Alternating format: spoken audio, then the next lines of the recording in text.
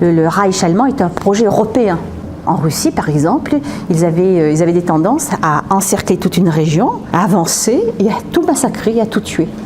Je vous rappelle que la Pologne, par exemple, a perdu un habitant sur 6.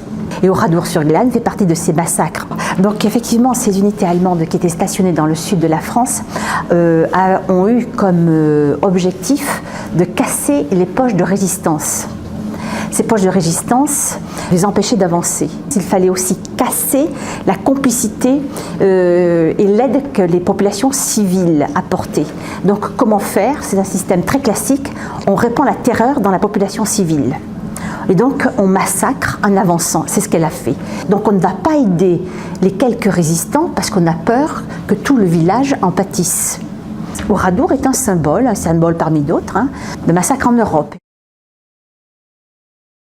Bon, je m'appelle Robert Ebras. À ce jour, je suis le dernier survivant du drame. Je suis un des 6 survivants. 5 hommes qui ont survécu de la Grange Lodi et une dame, Madame Roufange, qui a survécu de l'église. Dans ma famille, j'ai perdu ma maman et 2 sœurs. Tous les habitants, mes voisins et tout ça, ce jour-là, ils ont tous disparu en même temps. C'est 642 victimes quand même. Et sur 642 victimes, ce n'est que 52 corps identifiés. Le reste, c'est des cendres et des ossements. Je suis né dans le village d'Oradour. Alors mon village était un village rural qui n'a pas souffert de la guerre, où tout le monde, pendant la guerre, a pratiquement mangé à sa faim. Moi, j'avais 19 ans. Je travaillais à Limoges. Je prenais le tram le matin à 7 h et je rentrais le soir à 19 h. On travaillait 6 jours sur 7.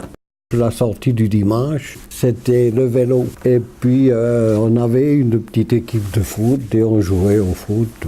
C'était la vie courante. Il y avait un petit peu de cinéma ambulant qui passait tous les mois à peu près.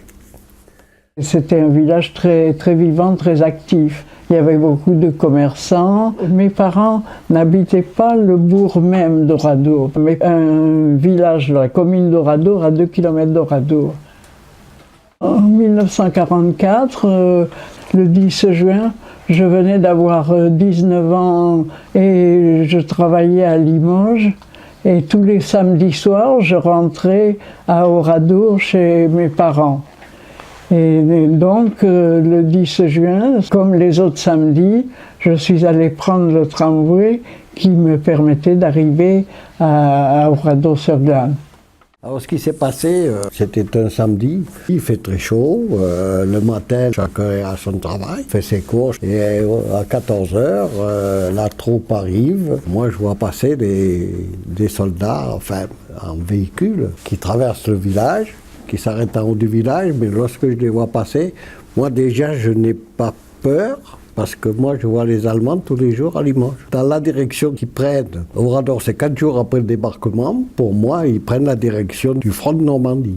La veille à Tulle, il y avait 99 hommes qui ont été pendus, on ne le savait pas, il n'y avait pas d'informations qui ont mis hier aujourd'hui, donc on ne savait même pas ce qui s'était passé. Les véhicules redescendent, 2 soldats descendent et demandent à la population d'aller au rassemblement sur la place.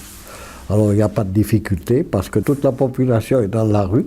Moi je vois encore ma maman qui est sortie avec son assiette, son torchon, elle devait faire sa vaisselle. Ma mère c'est les dernières paroles que nous avons eues ensemble d'ailleurs, elle m'a dit « t'aurais dû te cacher parce qu'ils vont t'amener en Allemagne ». Que je lui ai répondu « t'inquiète pas, je suis en règle ». Puis j'ai rejoint les copains, j'ai vu personne s'inquiéter. Les soldats n'étaient pas agressifs, il n'y avait rien qui présage quoi que ce soit. À un moment donné, des soldats passent dans la foule, séparent les femmes et les enfants qu'il faut mettre d'un côté, les hommes de l'autre. Les femmes et les enfants sont... Et nous les hommes, on nous fait mettre sur le trottoir de gauche, en nous donnant l'ordre de nous mettre face au mur. À partir de là, il y a un soldat qui demande au maire de se présenter. Le maire se présente. Ce soldat en face lui demande de désigner des otages. Ça a été très vite. Après, on nous a demandé si on avait des armes. On nous a dit dans le village, il y a des armes. Nous allons les rechercher. Et ceux qui ne sont pas concernés seront relâchés. ça a été le soulagement général. Je vois encore le boulanger qui s'inquiète pour son pain, l'agriculteur pour ses vaches, enfin. Chacun pense à son travail et ne pense pas à la mort. Et de là, ils font 4 groupes qui dirigent dans divers lieux. Le premier groupe va dans le Chez Denis, le deuxième, ce qu'on appelle le garage Poutaron, le troisième, le garage des Orteaux, et le quatrième groupe où je me trouve, c'est la Grande Lourdie. Et ils ne nous comptent pas, c'est des groupes qui font comme ça au hasard. Et mon groupe, très important. Et là, on est conduit par 5 soldats qui ont les mitrailleuses à l'épaule, 2 autres qui ont les munitions autour du cou. Et on nous conduit dans la Grande Lourdie aussi calmement, sans bruit, sans cri, sans rien du tout. Il n'y a pas un coup de feu qui est tiré jusqu'à ce moment-là. Aucun adulte, aucun ancien, parce qu'il y avait quand même des hommes qui avaient fait la guerre 14, la Grande Guerre. Je n'ai jamais vu ces hommes craindre quoi que ce soit. Donc on est amené dans cette grange, il fait très chaud, on s'assoit dans le foin et on discute de choses et d'autres. On devait discuter de ce qu'on allait faire le dimanche. Et au bout d'un moment, il y a un des soldats qui fait le tour du groupe et qui nous fait signe. On se lève. Et le temps qu'ils reviennent à l'entrée de la grange, il y a une détonation dans le village, c'est la fusillade. Alors je vous en passe, la fusillade, c'est difficile à vous expliquer. Bon. Pourquoi je suis là, je ne sais pas. Pourquoi mon meilleur ami est mort, pourquoi moi je suis là, je ne sais pas. Quand la fusillade s'arrête, ils montent sur nous, sur les corps et sur les mourants. Et ils achèvent tous ceux qui voyaient qui ont encore moins de vie. Et moi, je me trouvais sous les autres. Et ensuite, on nous couvre de tout ce qui peut brûler, de foin, de paille qu'il y a dans la grange. Et on les entend partir. Si je dis on les entend partir, c'est que tout le monde n'est pas mort. C'est difficile à vous expliquer ce qui se passe dans des moments comme ça. Et puis moi, sous les autres, je me dis, quand il va faire nuit, je vais pouvoir m'en aller, parce qu'ils étaient partis. Puis ils reviennent, et à ce moment-là, ils mettent le feu sur nous. Alors quand le feu m'atteint, j'ai pas le choix. Ou je meurs brûlé vif, ou je sors, je suis persuadé que je vais mourir. Mais je ne veux pas mourir brûlé vif. Déjà, ça commence à me brûler à plusieurs endroits, mes cheveux, tout. Donc je ressors de dessous les autres comme je peux. Les soldats ne sont plus devant la porte. Au fond de la grange, il y a une petite porte. J'ai pris cette porte. C'est une course sans issue. À ce moment-là, je suis seul. Je ne sais pas s'il y en a d'autres. Je suis revenu sur mes pas dans la fumée et sur les autres. Je me suis caché dans les étables et les granges qu'il y a à côté. Les Allemands étaient à Oradour depuis le début de l'après-midi.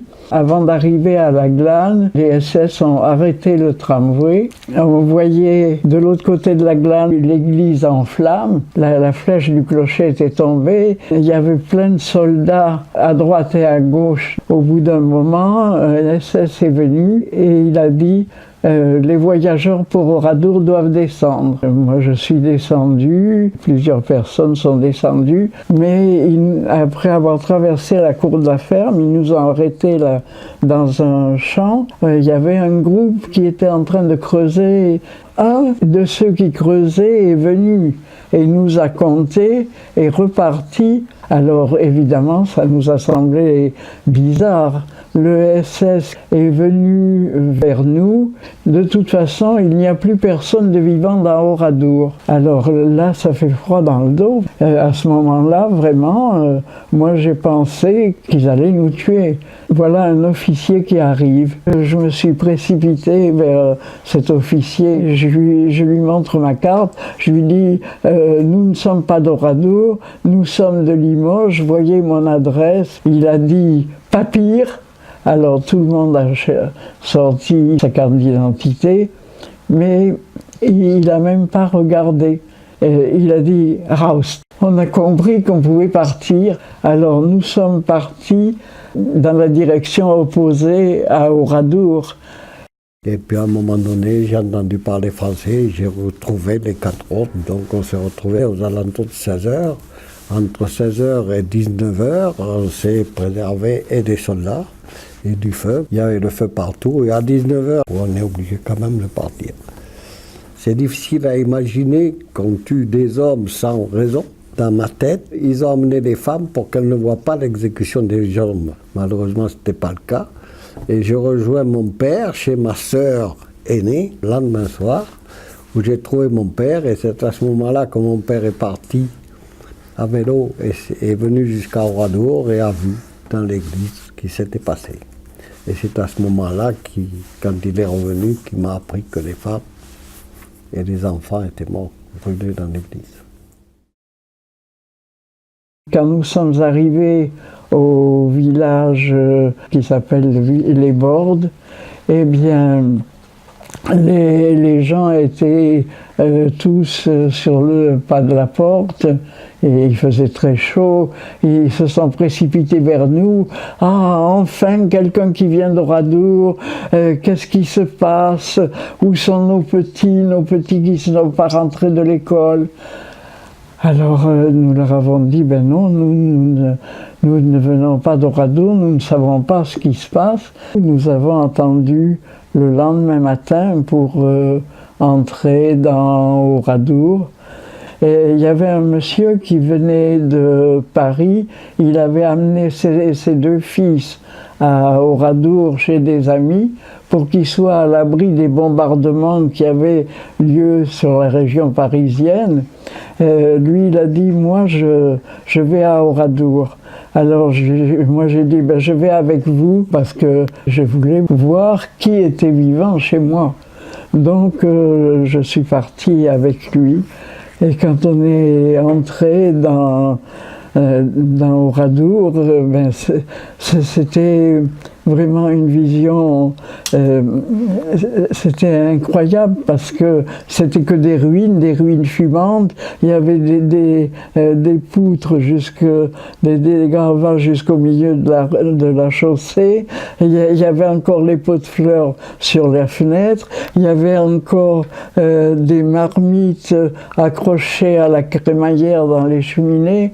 Et on avançait au milieu de tout ça, et je me disais, mais c'est pas possible, mais je vais bien voir une maison intacte, je vais bien voir un visage familier, quelque chose, quelqu'un. Non, il y avait pas de vie, il n'y avait rien.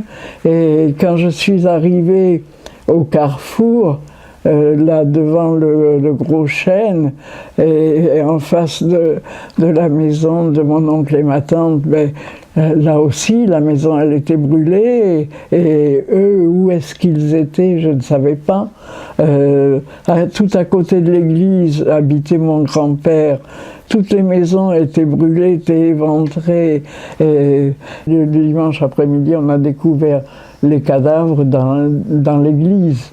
Les cadavres des femmes et des enfants, et on a aussi trouvé Madame Roufange qui s'était échappée de l'église et qui était la seule survivante, qui s'était cachée dans le jardin du presbytère où elle avait passé la nuit, et quand elle avait entendu des gens qui parlaient patois, elle avait appelé au secours.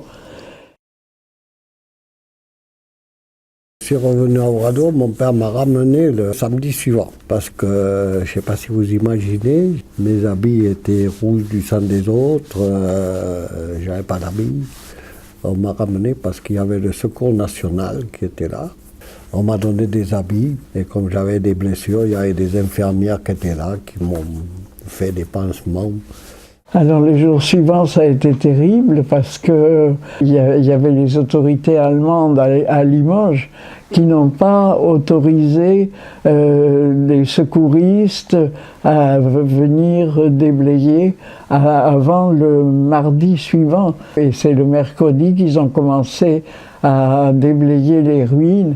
Un jour, nous, on a cru reconnaître la montre de mon père parmi les cadavres qui étaient dans le garage Beaubreuil. Mais bon, elle était quand même déformée par le feu. On n'était pas absolument sûr que ce soit la montre de mon père, donc nous ne l'avons pas prise. Elle est dans le mémorial, là où il y a des urnes et où des objets qui ont été ramassés dans les ruines sont exposés. Je me sens presque coupable d'avoir survécu. C'est tellement difficile à vivre parce qu'on vit en permanence avec toute l'horreur de ces cadavres calcinés.